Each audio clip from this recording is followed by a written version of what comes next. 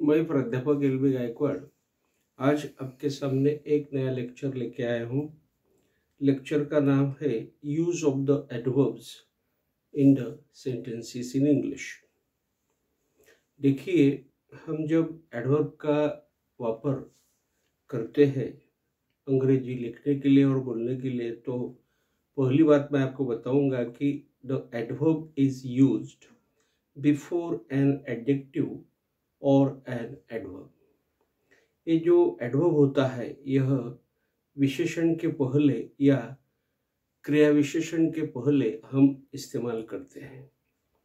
जैसे कि I am very clever, इस वाक्य में वेरी नाम का एडवर्ब है और क्लेवर नाम का एडजेक्टिव है। यहाँ पर क्लेवर के पहले एडवर्ब आ चुका है। दूसरा जो वाक्य है यह है यू आर टोटली राइट। यहाँ पर टोटली एडवर्ब है और राइट भी एडवर्ब है। तो देखिए, एडवर्ब के पहले यह एडवर्ब यहाँ पर आ गया है। दूसरा जो वापर है, यह वापर ऐसा है कि the adverb is used after the intransitive verb. देखिए, वाक्य में जो इंट्रांजिटिव वर्ब होता है उसके बाद में यह एडवर्ब आता है। देखिए, ही क्राइड लाउडली, यहाँ पर लाउडली नाम का एडवर्ब है और यह एडवर्ब क्राइड नाम के इंट्रांजिटिव वर्ब के बाद आया हुआ है। दे केम लेट, देखिए यहाँ पर लेट नाम का एडवर्ब है और केम नाम का जो इंट्रांजिटिव वर्ब है उसके बाद में यह आया हुआ है। तीसरा वापर है यहाँ पर the adverb is used after the object of the transitive verb. देखिए, जो ट्रांजिटिव वर्ब होता है और उसका जो कर्म होता है, इस कर्म के बाद में यह एडवर्ब आता है।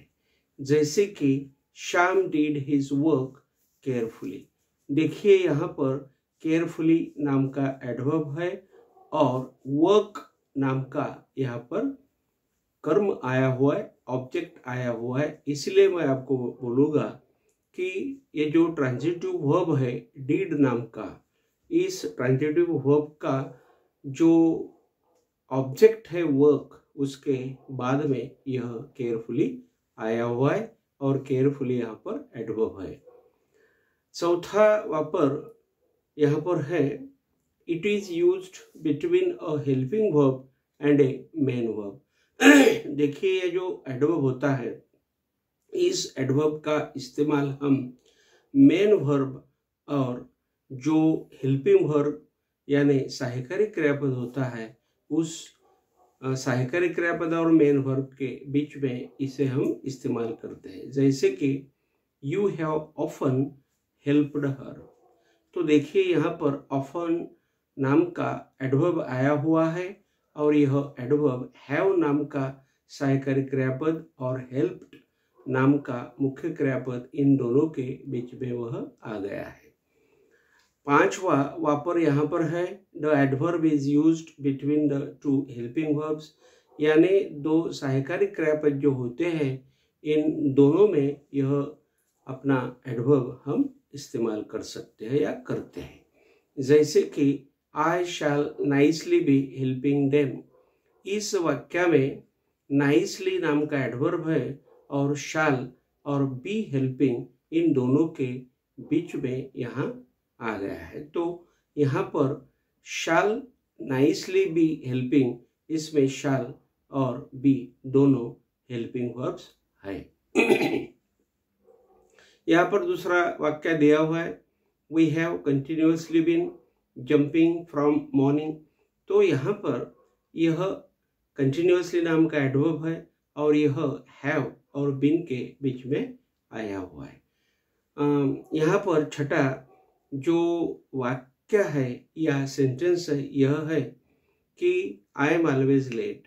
तो देखिए, यह वाक्य का हम जब विचार करेंगे तो हमें ऐसा यहाँ पर देखना पड़ेगा कि the adverbs come after to be verbs, यानी वाक्य में जो टू बी के वर्ब्स होते हैं, क्रियापद होते हैं, उनके बाद में यह एडवर्ब आता है। जैसे कि आई एम ऑलवेज लेट, तो यहाँ पर एम नाम का टू बी का वर्ब है, जैसे कि am is are was were, इनके बाद में यह एडवर्ब आ जाता है, इसलिए यहाँ पर वाक्य है आई एम ऑलवेज लेट।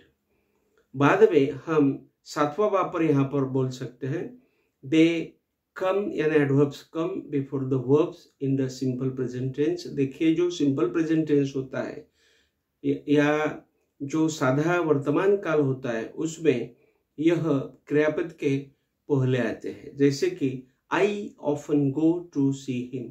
तो इस वाक्य में यह सिंपल प्रेजेंट टेंस का वाक्य है और इसमें ऑफन नाम का एडवर्ब आया हुआ है और यह एडवर्ब यहाँ पर क्रियापद के पहले आया हुआ है। आठवां जो वापर है उसका हम अभी विचार करने वाले हैं। Many adverbs are there which can appear in a sentence. तो देखिए वाक्य में बहुत से एडवर्ब्स होते हैं और वह आया करते हैं। वह एडवर्ब्स है दे कम विद द ऑर्डर, और वह बिल्कुल एक क्रम के अनुसार आते हैं। जैसे कि एडवर्ब ऑफ मैनर है, यह मैनर बताते हैं, पद्धति बताते हैं। एडवर्ब ऑफ प्लेस है, यह स्थल को बताते हैं।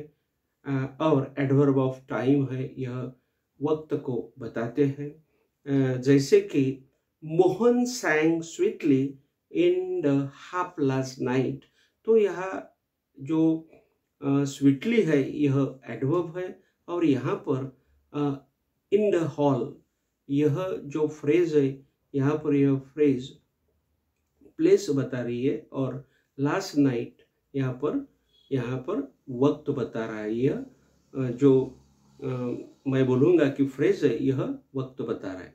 तो यहाँ पर मैं आपको बताऊँगा कि मोहन सैंग स्वीटली, यानी मोहन ने जो भी गीत गायन किया वह स्वीटली किया, यानी बहुत मधुरता से किया।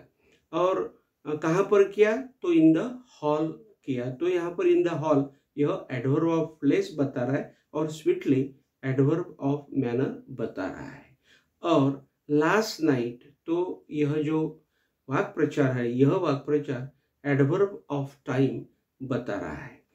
तो हम अभी जा रहे हैं नौवा जो वापर है उसके तरफ हम जा रहे हैं। तो यहाँ पर when adjectives and adverbs are the same words they are used as under। तो देखिए जब एडजेक्टिव होते हैं, विशेषण होते हैं और एडवर्ब्स होते हैं, यह जब एक सरीके होते हैं या एक सरीका उनका इस्तेमाल होता है तो वह कैसे इस्तेमाल करते हैं यह बात हम अभी उदाहरण के हिसाब से दे रहे हैं। She is a fast runner, तो यहाँ पर she is a fast runner, तो फास्ट नाम का यहाँ पर एडजेक्टिव है और वाक्य हो गया है कि she is a fast runner, यानी रनर कैसा है, कैसी है वह, तो वह फास्ट रनर है, तो यह विशेषण है। और दूसरा जो वाक्य है उसमें सेंटेंस जो है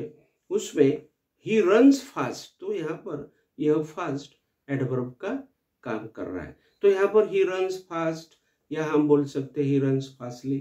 तो देखिए यहाँ पर फास्ट नाम का एक एडजेक्टिव है और एक एडवर्ब है, दोनों बिल्कुल ही सेम वर्ड्स है, यानी एडजेक्टिव और एडवर्ब बन के सेम वर्ड्स आए हुए हैं और उनका कैसा इस्तेमाल करते हैं वाक्य में यह हमने अभी देखा।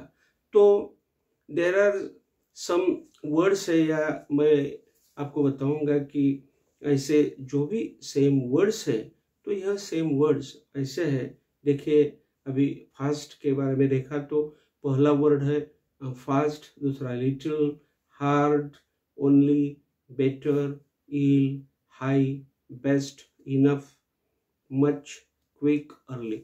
यह जो वर्ड्स है यह वर्ड्स वाक्य में बिल्कुल ही मैं बताऊंगा आपको कि एडजेक्टिव्स या एडवर्ब ऐसा बनके वो सेम वर्ड्स बन के आते हैं और उसका वाक्य में हम वापर कर सकते हैं। तो आज मैंने आपको यहाँ पर जो भी एडवर्ब्स है और इन एडवर्ब्स का वापर हम वाक्य में कैसा कर सकते हैं।